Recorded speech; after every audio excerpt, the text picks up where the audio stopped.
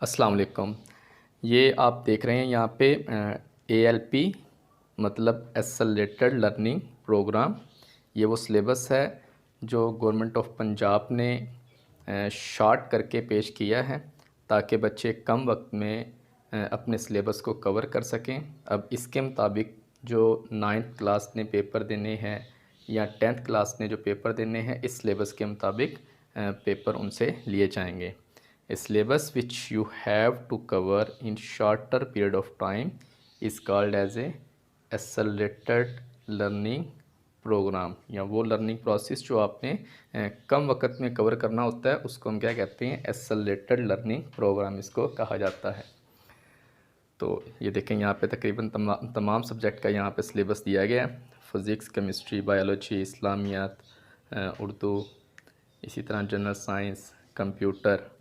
तो इसी के मुताबिक अब आप लोगों के पेपर होंगे।